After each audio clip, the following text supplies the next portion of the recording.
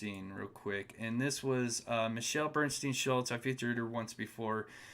She just went missing on June 29th, Phoenix, Arizona.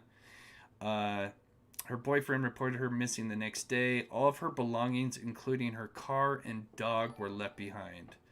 Just 36 years old. So anybody in Phoenix, Arizona, please keep a lookout for Michelle Bernstein Schultz. Okay, make sure I got everything all set. Sweet. All right, so of course, since with this case, we've been kind of going back at the start and just looking at everything, all the interviews with Candace, and just everything, just going back to the first. And some of the first things that we kind of noticed was the truck, and how the hose, it looked like someone kind of possibly ran over the hose with at least the front left tire, although that seems kind of small in hindsight, being that Dylan was kind of a creature of habit. Is it possible that somebody else was driving that truck, like Jim or somebody else, and that's not something that Dylan would typically do? Even though it is just a garden hose, it's not like they have a Walmart or something nearby. The nearest to get a garden hose, I think you got to go like 70 miles south into Windover just to get something like that. So even though it seems minor, I think it paints a bigger picture that it's most likely this truck was driven, not just ransacked through, but actually driven by somebody else. And make sure I got everything. Okay. Yeah, and if you did do Vimeo or PayPal, I will get to those at the end, and I'll shut you guys out. So that way I'm not kind of jumping back and forth. So, okay, volume's good. Everything's good. All right, sweet. So, let's quickly, and like I said, I've got some interesting things that I kind of noticed. And of course, we've been kind of having Steve on, who was a former detective, and we've been kind of going back and forth, like pointing things out, just because we've been going back to the beginning and just kind of noticing little things. And we also just had a recent conversation before we went on vacation, talking about some other new developments that were kind of interesting, and we'll talk about that in just a minute. But I want to play this one little clip from the mother.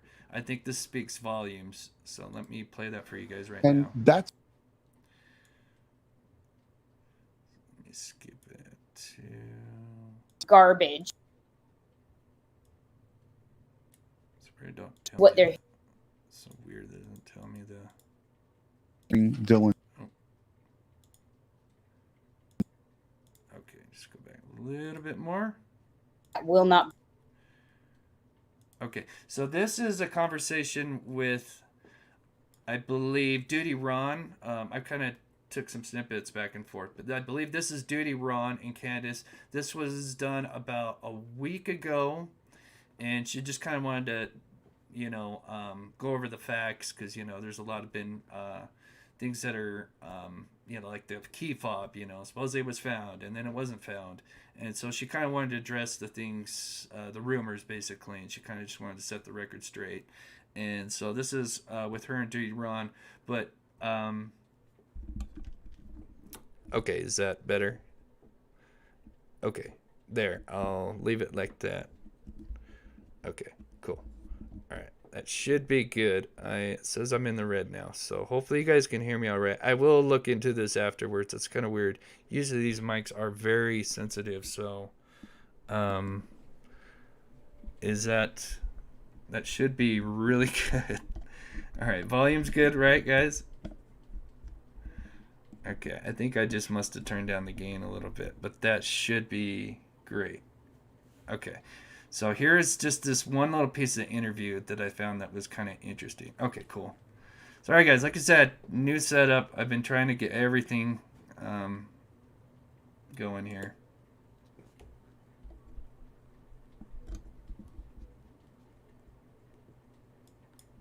There's a lot in the case towards him we cannot release, but when you look back from the very beginning, for the people that have been following him, for those who haven't, everything ended everything we know was right there that day. Dylan's boots were found there that day. Dylan's grain truck had made it. Everything happened right on that property that he was squatting on. It's like Dylan never left that property, and that's what's led up to where we're at. And there has been a lot more gathered, and there is a lot more that law enforcement knows that will not be released until the whole story is put together. And that's why he's the main focus right there. Is because there is stuff. So we just have to wait for more stuff to be processed. So she's basically talking about the farm and how, and of course Brenner, and how everything was really just right there, right under their nose, right in front of them the entire time. And I think that speaks volume. Obviously, law enforcement knows the most, and then next would be the family. Obviously, they know a little bit more than the public. And so, yeah, I think that speaks volume. Thank you, Blues Clues Brookie. I like that new name. Much love from No Thanks Squad. Stay awesome. Thank you. Thank you so much, Blues Blues Clues Brookie. I like that. It's got a little nice ring to it. Let's see. And I'll enter you in for the $2 here. I'll enter you in. Let's see. Yeah, Holly Taylor says Dylan never left that property. Yeah, it's something I kind of want to talk about at the end if we get time. I think there's something that just make sure I didn't miss anything. Okay. All right. So now, of course, we'll still look into other persons of interest, but just for today, just kind of since obviously you've seen the trailer, I kind of went back and looked at that press release that was released on July 7th, and it's funny how you can, we have all looked at these things, and then you look at them again, and then you kind of notice something that you kind of skimmed over. And for me, it was that one line, and we'll get into that in just a minute here. But just to kind of go over a little bit of the backstory with Jim, is here you've got where the grain shed is located. And supposedly Jim would be squatting, and this was the trailer that he would squat in. And then you have the gate to the picture right here. This is, let me catch up on my, there we go. So you have the gate. So the history between Dylan Rounds and Jim, although it seems silly, but in hindsight, it could be a much bigger thing. And one of the things is the fact, let me skip to the bigger picture here. So we'll come back to that, is this thing here. And usually, like the gates on a lot of these properties, usually they just have, this barbed wire with a post, and then you would just hang this little wire over, and then that's it. And usually anybody would just come up and just pull that little wire off, move it over, drive in, put the post back up, and that's it. But Jim obviously wanted it to be locked, and apparently and then with Dylan being a creature of habit, usually like to leave the gate unlocked, so he would leave this part unlocked. He wouldn't so people could easily just obviously come into the property. And then obviously with the history of like squatters and people stealing stuff, it makes me wonder if Jim kind of, if he was kind of squatting here for some time, if Jim believed that, so I put here, did Jim consider this was like his home and property, and that's why he wanted the gate locked, and possibly from people stealing things? And it would kind of make sense, he's kind of an older guy, and even though it's not his property, he kind of thinks it is his property, and that's why he wants the gate locked. And of course you got Dylan, this 19-year-old that's coming around and not locking the gate, and then that kind of causes conflict. And then with Jim's history, obviously, with violence and alcoholism, could definitely lead to something serious. Let's see here. I watched on ID channel show on just this, man shot over access to gate. Really interesting. Thank you for sharing that, Chris. Yeah, it's amazing. Yeah, speed up chat. Okay, I will do. Robin is here. Let me get her logged in here.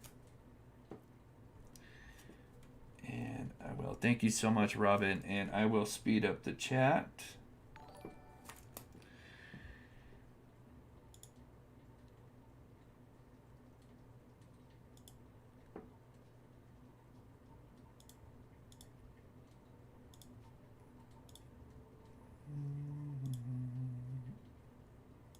Okay, let's do 30.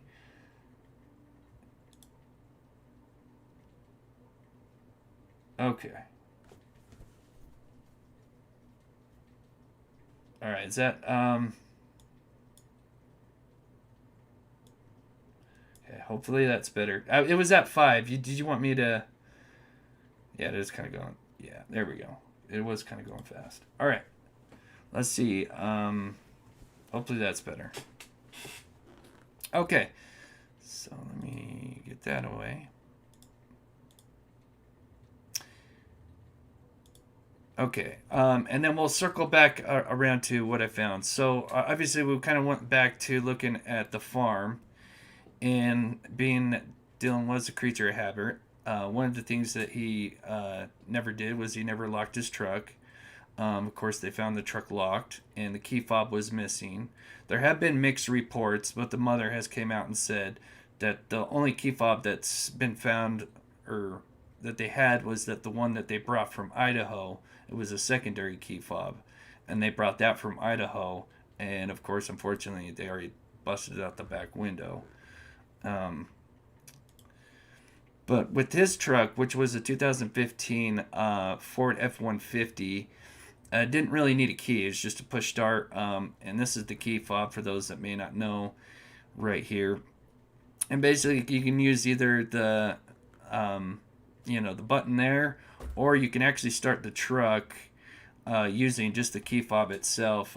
Some have it where you hit unlock, lock, unlock, and then that starts the engine.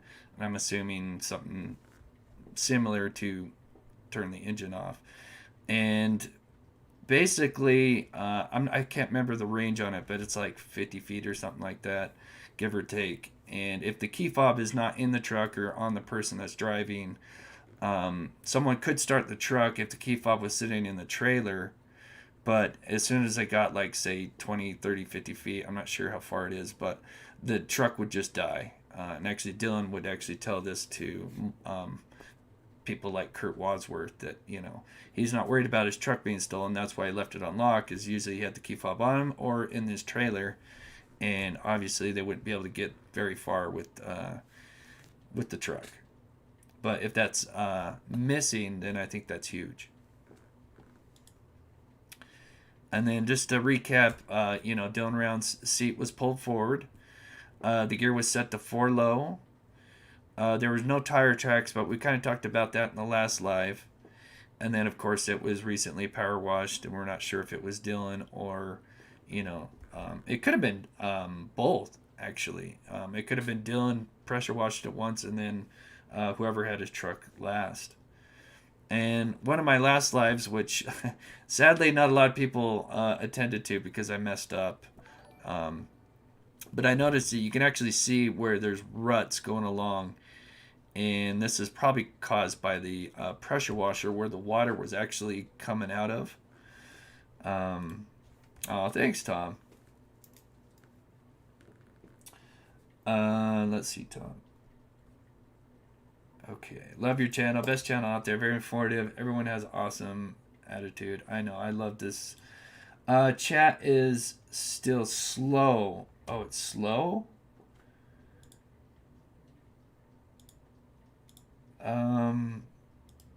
Okay, I can't. All right, I'm gonna keep it at 5. I can't go any slower, Michelle, than 5. I've got to, because it's gonna go too fast for me. So that's every 5 seconds. That should be like good deal. Okay.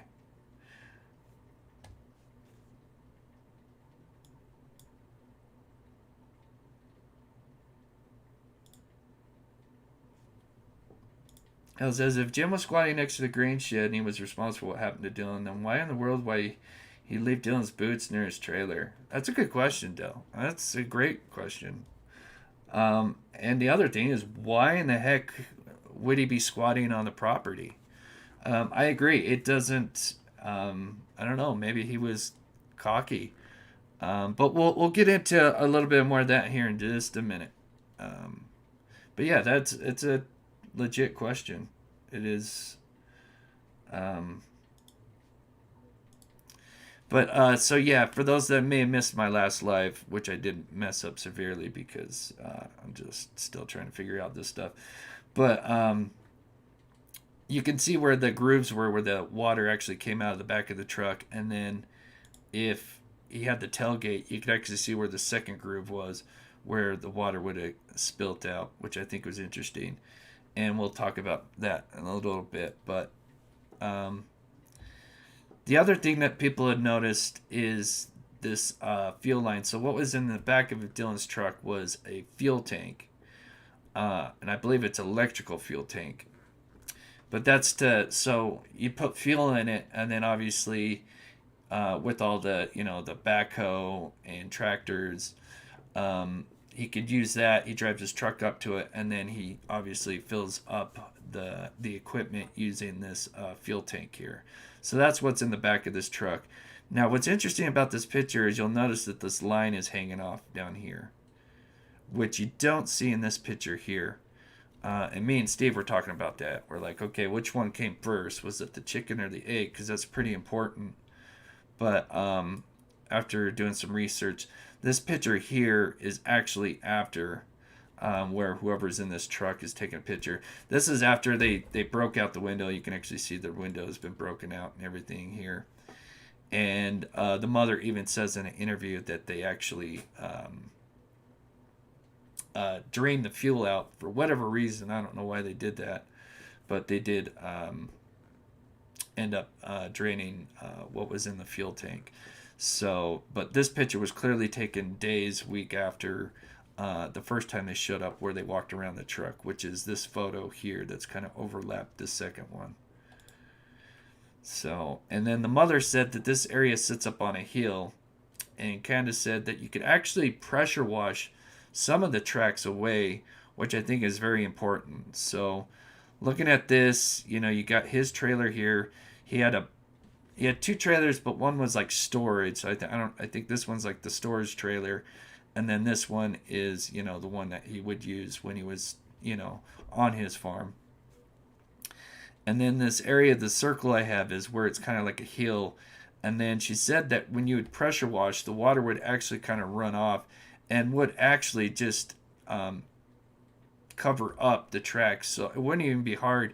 We kind of theorized that you could easily, since he had backhoes and stuff, he could easily just use the backhoe. Let's say, like if it was Jim, he could easily just take a thing of dirt, put it in the back of the truck, shovel some dirt out, and then just kind of smooth the tracks and just kind of work your way up to the parking. But if it is sitting on a hill, it wouldn't even be that hard, especially if you're cleaning off dirt. You already have access to dirt that you're already kind of filling in the grooves to the track. So I think it was it could have been on accident that the tracks were actually just covered up because it was pressure washed. Bill Amherst, thank you so much for your $9.99. Get you written down here. You are awesome. Thank you. And okay, so now on to Jim. So Thursday, June 16th is when everything kind of got kicked off, which was like the second, actually week 3. That would be week 3. So law enforcement served a search warrant on Brenner's trailer. And during that search, they found ammunition, caps, black powder, speed loads, and muzzle loading, and I believe some firearms. But the items were not seized at this time, according to the charges. So it looks like they just did just a typical search warrant and then found these items. And then 5 days later, on Tuesday, June 21st, officers went back to Brenner's trailer with another search warrant. And there was more ammunition, powder, and caps, and they seized all that stuff. And then fast forward 2 days, the court filed some charges for 3 counts of being a restricted person in possession of a firearm, which is a third-degree felony. And then fast forward a week, June 30th, at the end of the month, is when James Brenner, who was 58, was charged with being a felon in possession of a firearm. And then going back to this joint press release, which was released on July 7th, which I think is huge, and I kind of overlooked this, and I'll explain this in a minute, but it says, during the course of this investigation, multiple persons have been interviewed by Box Elder County Sheriff's Office, the FBI, and other assisting agencies. Multiple arrests have been made for unrelated warrants and crimes that have been discovered during this process. So I think they're talking about Robert and Chase, and then obviously Jim. And then it says, when Dylan Rounds was not located early on in the search effort, the investigation focused on the possibility of Dylan being the victim of a crime. And then this is the big part. The current totality of information gathered from the many interviews and searches, along with the analysis of both physical evidence and forensic data, has identified James Brenner as the suspect. That word, that sentence is huge. The current totality of information gathered. And when I first read that, I always thought it was physical evidence and forensic evidence. I kind of thought it was both. And I kind of overlooked the forensic data part of it. And I think that's huge. Tom Ann says, I wonder if they found Dylan's phone in his possession. That would definitely warrant an arrest. That would. And I agree, Tom. I think, and I've got a couple of theories, but that would definitely be something for sure. But I think that's huge, and the way that's worded, just the way they say the current totality, it seems like they got a lot on them. But the forensic data, and we'll talk about that here in just a minute, what that is, I think is huge. So just to finish, James Brenner is currently being held at Weber County Jail on unrelated federal firearm charges. No criminal charges have been filed specifically regarding Dylan Round's case, and I think that's only because they're obviously, and even with the interview with the mother, she says yes, they're collecting all the forensic data and they're waiting for all the tests to come back. And so I think they're just kind of building their case right now. And talking with Steve, who's a former detective, even told me this is now it's kind of like a waiting game, and really just waiting for all the lab reports to come back, and they're just kind of piling everything on. And then that's when they're going to say, hey, this is what we got on you. And if they haven't found Dylan, see if they can work a deal. Say, hey, look, this is what you're going to look at. And we know that, you're involved. And see if, he cuts a deal or gives up some kind of information. Yes, Holly, thank you. Great comment. I believe they found data showing Dylan and Jim's Brenner's phones were together or in close proximity during this time in question. I agree. Okay, Ruby Joe. I will definitely, like I said, I will get to all the PayPals and Venmos at the end. Thank you, Ruby Joy. For sure, I will get to those at the end. But thank you. So, what is physical evidence? I'm sure most of us know. Bodily fluids, blood, hair and fibers, fingerprints, footwear impressions, tool marks, firearms, documents, any other item linking a suspect to the crime. So, physical evidence is pretty straightforward. But like I said, I completely overlooked that data. I always thought it just said physical and forensic evidence. But the forensic data, I think, is huge. And so, knowing that Jim most likely was squatting there, and he was probably on the property that Saturday.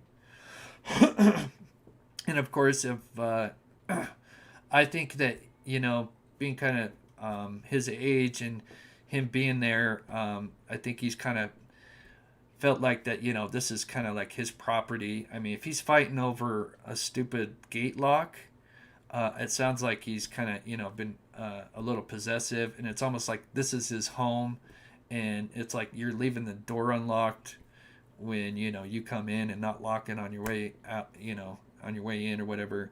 And I think this is kind of what Brenner was thinking, when it comes to the whole argument with the gate lock. And so with forensic data obviously is, computers, computer data, phone data. I think those are the two big ones. Obviously it can be even deeper than that. What's on, the cloud, social network. I don't think Jim seems like the biggest networking guy.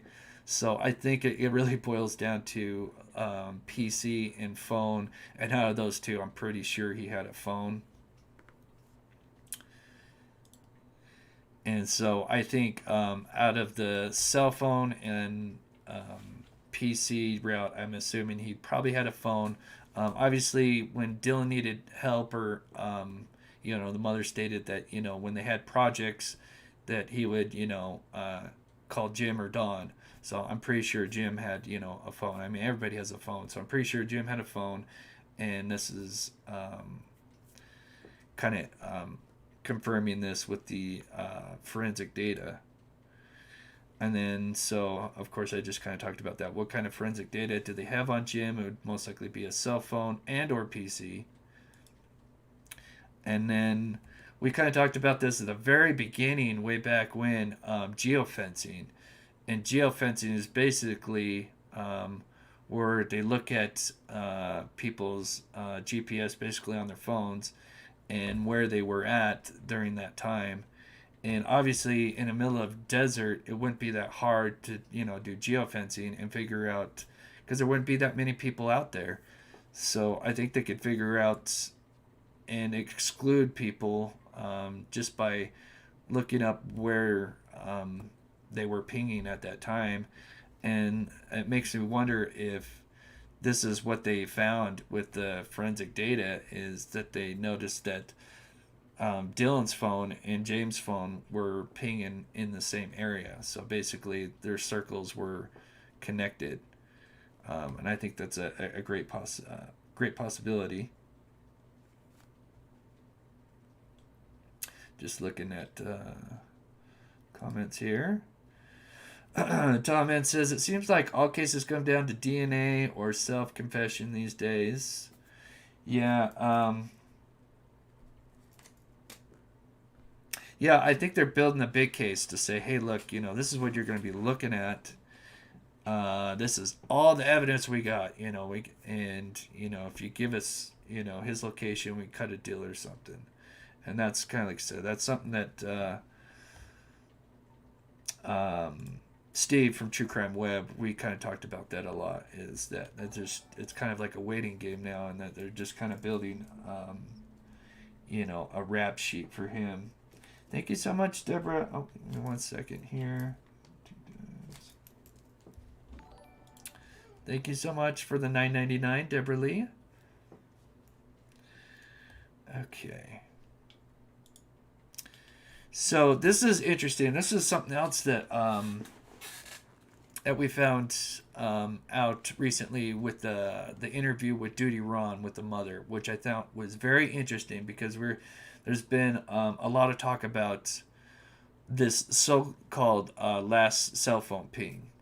And I noticed when I went back and started from the beginning at these early interviews, one of the first things I noticed is when she says that his last cell phone ping was at 1541.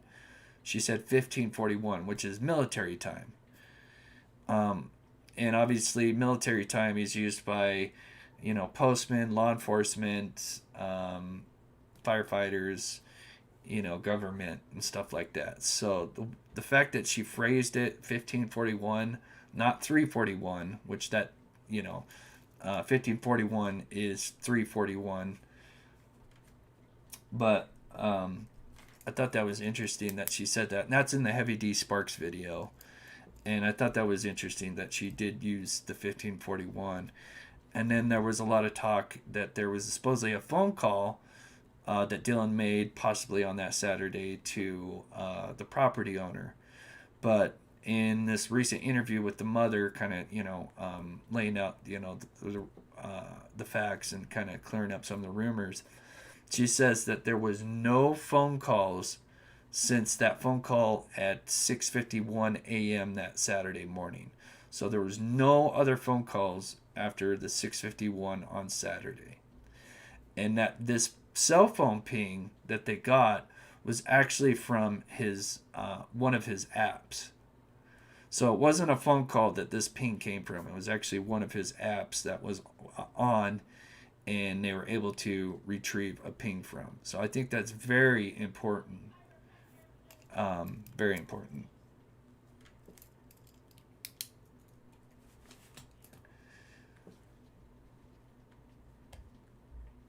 I'm just checking the chat here, and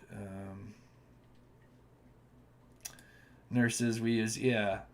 Yeah, see, I worked in I worked in the post office for almost 4 years, and so yeah, we used military time. It was a pain in the butt because not only did we use military time, but we used the half minutes, which is annoying because it's not just 1540. It's you use I forget what it's how they call it, but anyway, it would be like so 12. Let's say like 12:30 would be 12:50. So the second numbers at the end would actually go up from 0 to 99.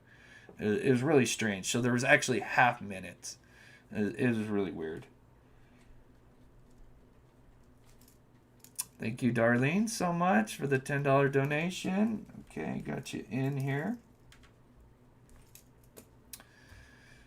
So, okay, let me catch up. So, oh yeah, so ping came from an app. And then this is another thing that me and Steve were kind of talking about. I think this could be very interesting. Because one of the things that bugs me is why is the conversation at 6:51 to his grandma so short? Now, grandma's name is Karen. Um, and me and Steve were kind of talking the other day. Could it be possible? So you got James, who starts with J. You got Grandma Karen, starts with a K. And I'm sure we've all kind of called the wrong person from time to time. We wanted to call Karen, and we called James, because they're right there next to each other. My big thumb does it all the time. I call the person either above or below. It happens to me all the time. And let me quickly get this. Why would Brenner not just hide his guns somewhere? He was giving them to Don. Seems a little convenient and suspect to me. Yeah, maybe he just wasn't very smart, you know. Um, and obviously he didn't have transportation. I mean, he had a truck that could only go 10 minutes without breaking down. I think maybe it just came down to he just didn't have transportation. He couldn't hide this stuff.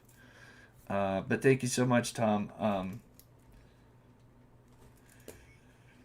But yeah, it does seem a little weird that he wouldn't really try to hide or bury these guns. But maybe he just thought he would get away with it. I think maybe this data, this whatever forensic data, really kind of he wasn't expecting that. But just a theory, what if maybe Dylan was meant to call Jim, and that's why his call to Karen was so short. And then he was already there, and maybe he was calling Jim, hey, to unlock the gate or get permission to unlock the gate or whatever, and he ended up calling Karen, and then that was the quick conversation, and then of course he's already kind of arriving there, and then something went down. What's up, Broncos Nation? But it seems small, but it would be plausible that with J and K in your contacts being close, if he called the wrong person. But it's always kind of bothered me that it seems weird that his conversation, he would call his grandmother, but then it's a short phone call.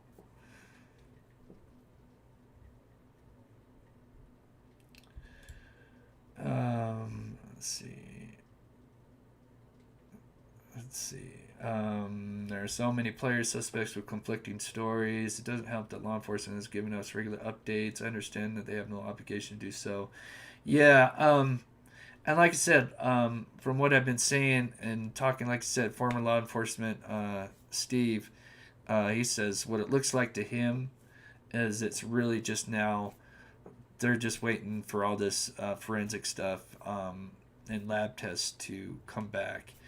And when we went out there, they were digging and stuff, which was week 3. They were, and even the locals told us that they were digging. And then of course you've got talks of soil samples. So it sounds like they've got a lot that they just got to wait for all these tests to come back.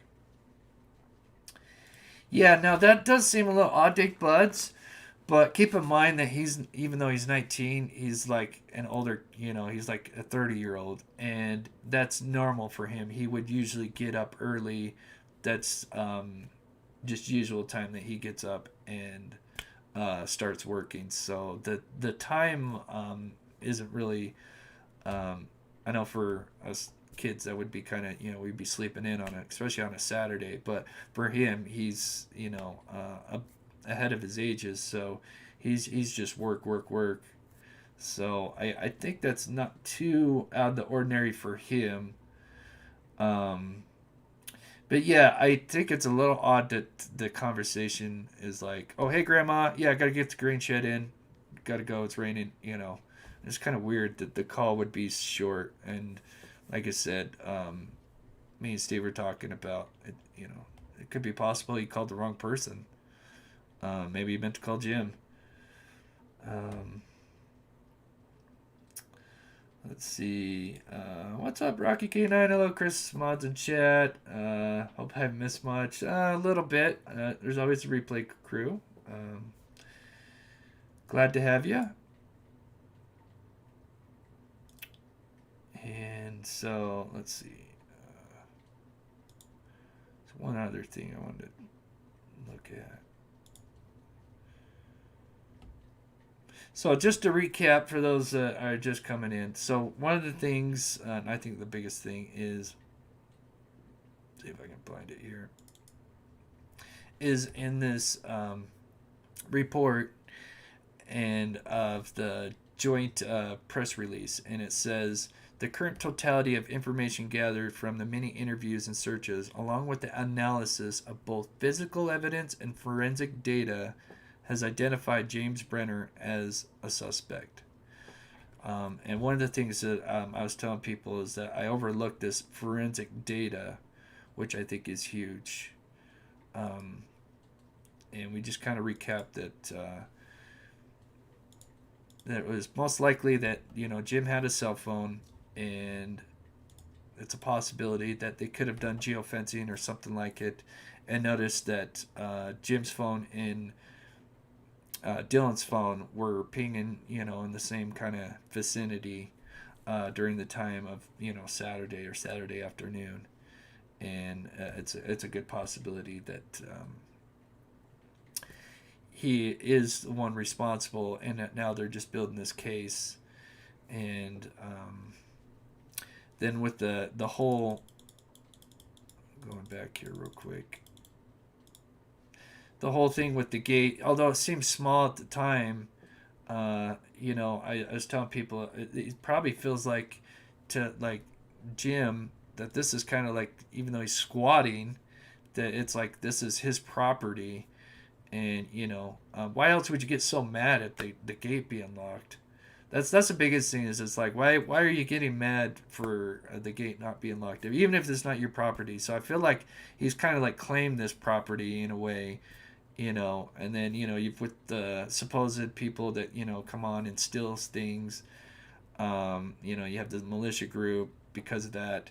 So could that be that with the gate, that this is kind of like, to him, it's like you're not locking the front door as you come in, and that pissed Jim off. And then this happened again when obviously it sounds like Dylan was in a rush when he called his grandmother. So to get this grain truck in, and it was already raining, because they said it started raining at 6 a.m. and he called his grandmother at 6:51 saying that he's going to put the grain truck inside. So it sounds like he was already in a rush. So it sounds like it was almost just sadly a perfect storm, and it just kind of led up to that. And then of course we learned that Jim was kind of an alcoholic. Could have been, it's Memorial Weekend. Could have been kind of like drinking overnight or something, and just kind of one thing led to another. And we know that Jim used to shoot at people. So you have the sun tunnels, which is just south, because we've been here twice, and you got the sun tunnels right here. That gate is right here, but people would drive. So this is the road you would go, and then you would go up if you want to go up here. But to get to the sun tunnels, there's two roads, but I think if you're coming from Highway 30, you would probably take this one, because I think there's actually even a sign that says sun tunnels right here. So I think a lot of people take this road here. But apparently, Jim would shoot at people, because I think they thought that they were coming to come onto this property, and really they were just coming to check out the sun tunnels, or maybe they got lost and didn't know where it was at. And so just the fact that he would shoot at people just because they thought he was going to get onto the property makes sense that, he's got a short fuse, and he's totally capable, especially with his past. So I have relatives who remind me of Jim, or vice versa. Yeah. There's a few people that remind me that Jim, for sure. Just kind of checking the chat here real quick. Yeah, thanks, Dale. Yeah, so Jim was squatting over the property with permission of the property owner. In exchange, Jim was to watch over the property. So yeah, that totally makes sense. So it's kind of like, he it's almost like he claimed it as his home or something, and this is his place. This is his property, even though he's watching over the property.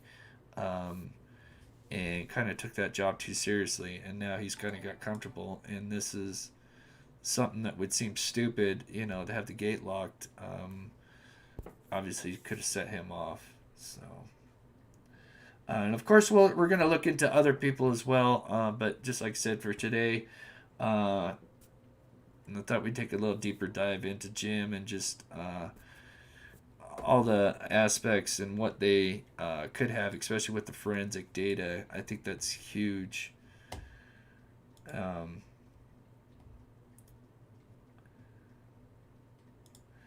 Yeah, and there is people, at Pigeon Mac, and there is. It's sad, but there is people that are like that. They claim, I've known quite a few people like that. It's crazy.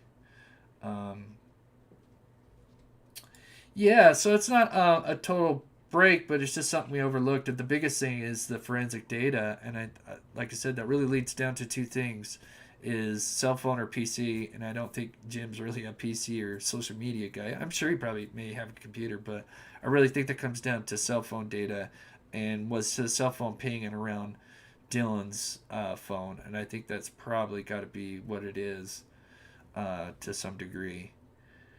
And that's that's, like I said, the biggest thing that Steve told me is that how often do they name a suspect and that they're wrong, and nowadays it's really hard for, and just to go back to Brian Laundrie's case, look at that, where like he was never even really a suspect, like named a suspect, even after they found poor Gary Petito, he was still just a person of interest. So it just kind of shows that they don't go to that level of suspect until they actually have like the evidence to back it up. So I think that's huge. Now I'm sure there's great possibility that he could have had an accomplice for sure, and we'll definitely look more into that. But let's see.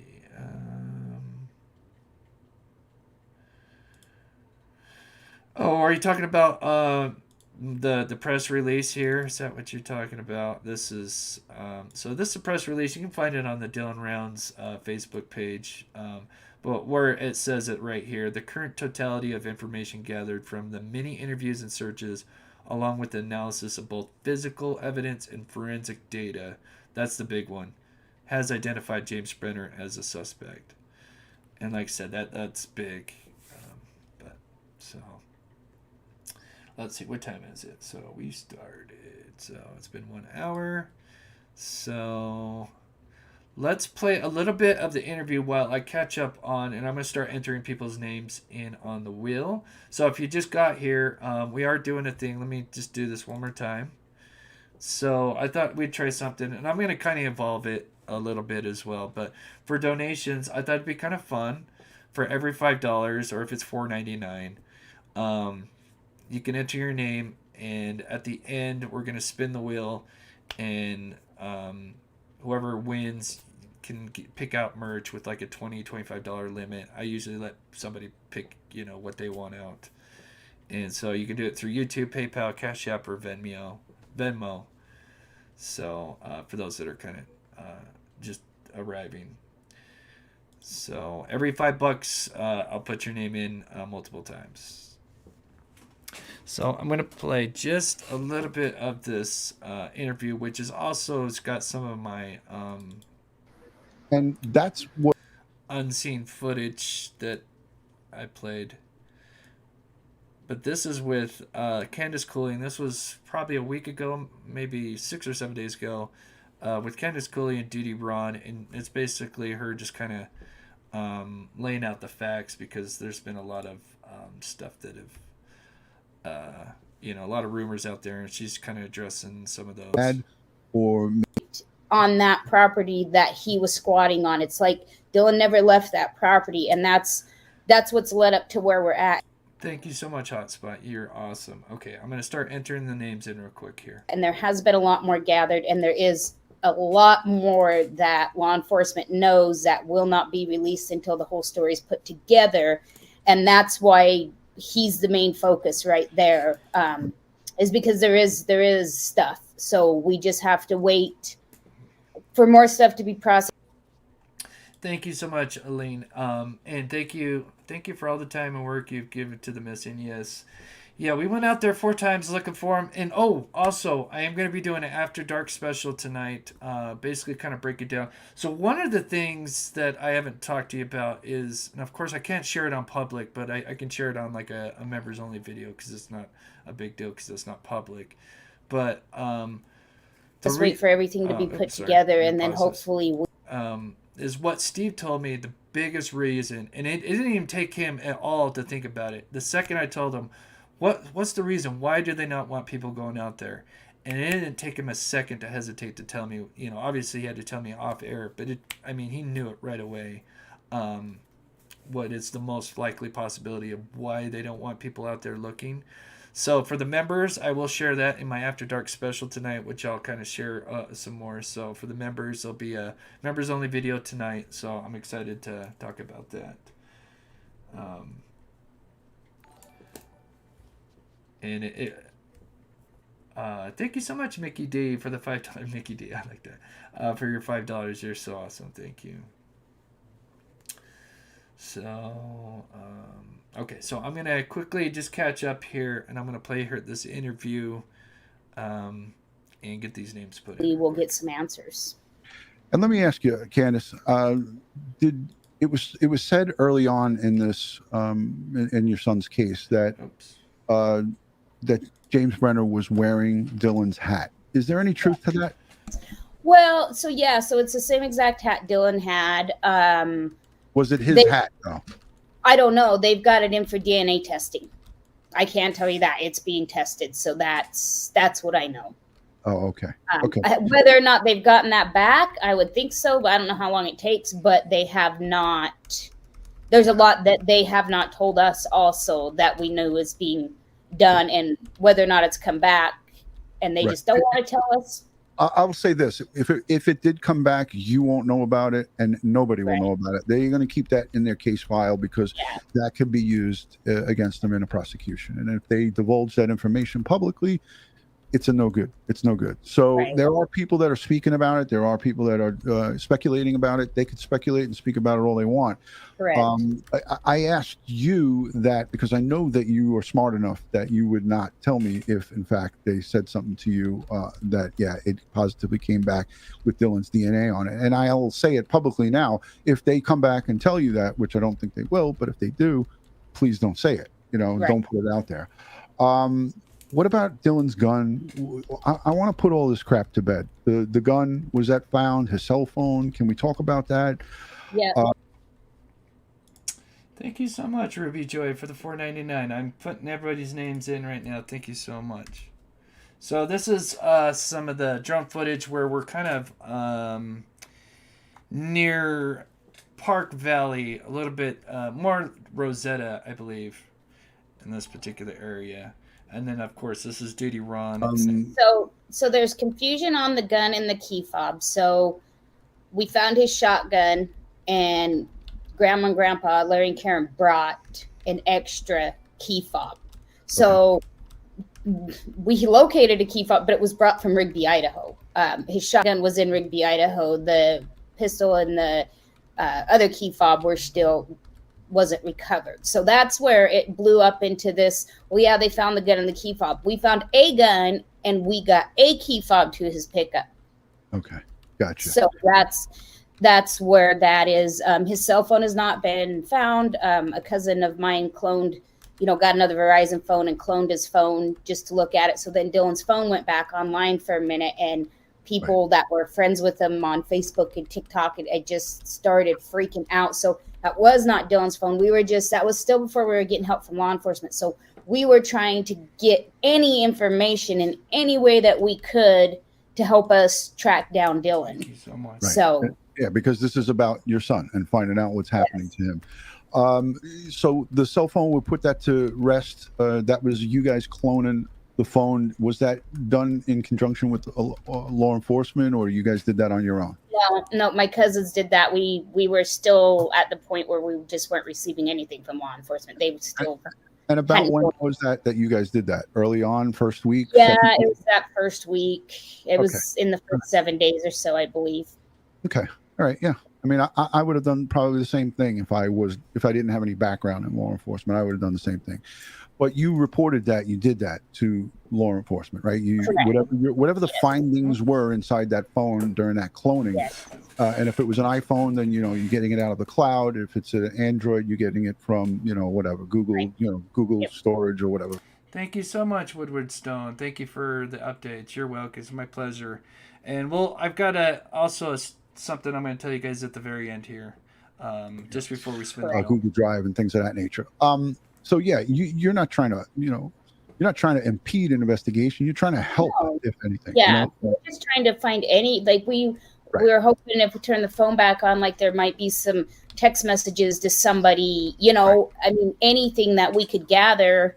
But there was nothing. There was nothing out of the ordinary. It was all normal. And as far as weaponry, he had the long gun and a handgun, and that was it. Just those two weapons, and they're both accounted for. No, just the shotgun. Okay, just a shotgun, but not the handgun. So that's huge too.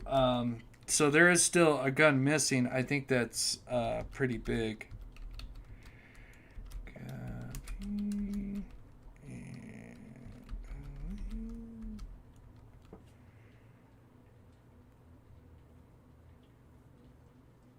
Ammunition or anything taken from his residence, any rounds in a box or his rounds were out there where he usually keeps. I mean, I couldn't say if anywhere particularly missing, because some were loose, some were in the box. I mean, right. And has his trailer been impounded, taken in, moved down?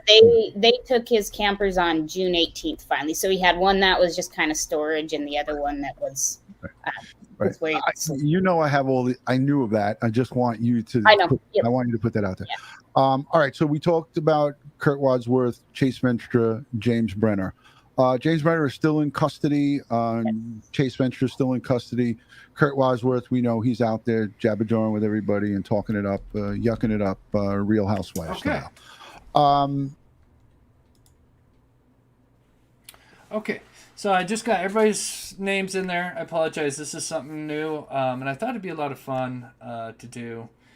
And so, for those that are just tuning in, I'll announce this one more time. So, for every $5 you donate, you James entered Brenner. in to He win, to have your name drawn, and you get to pick out $20 or $25 limit from the merch store. So, I thought that'd be kind of fun, something.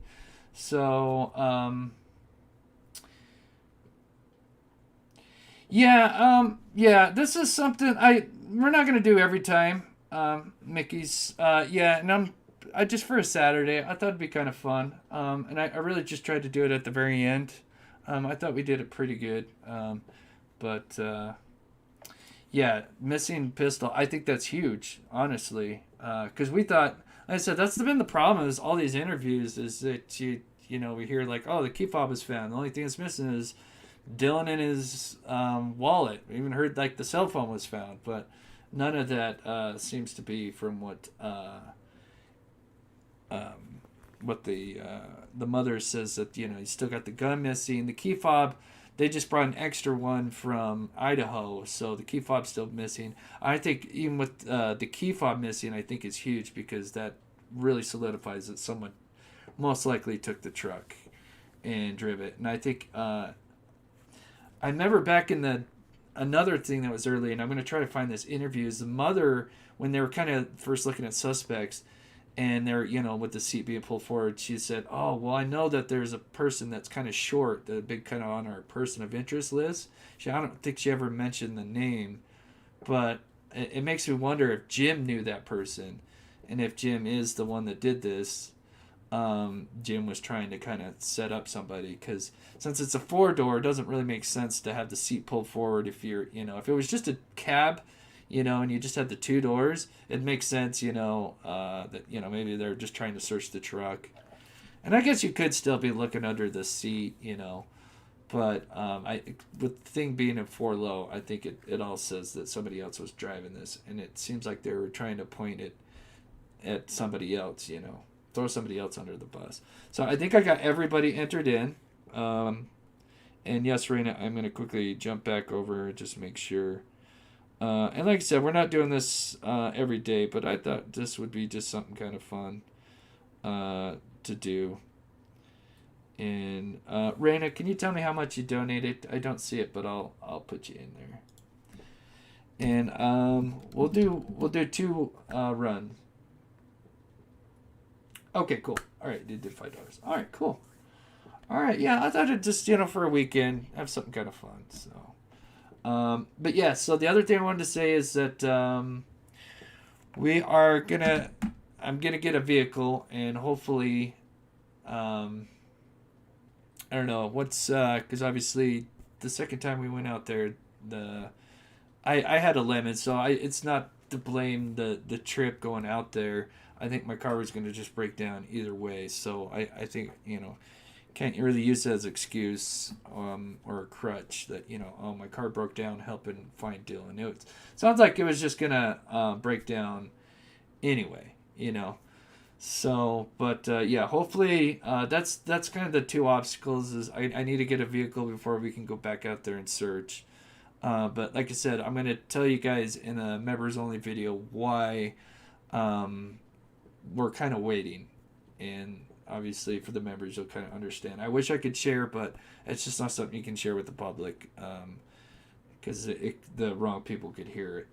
And like I said, it took Steve no time at all to when I told him why aren't they out there looking, or why do they not want people out there looking, and he pretty much knew the answer right away. And I think this is probably the most likely reason.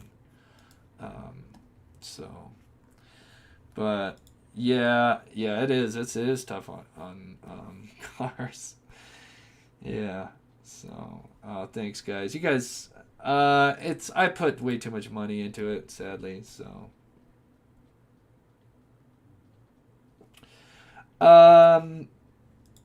well, because member only video is not like public. It's just for the members. So obviously, I'm not worried about the wrong person seeing it. So that's why I'm not too worried about sharing the info with like a members only video.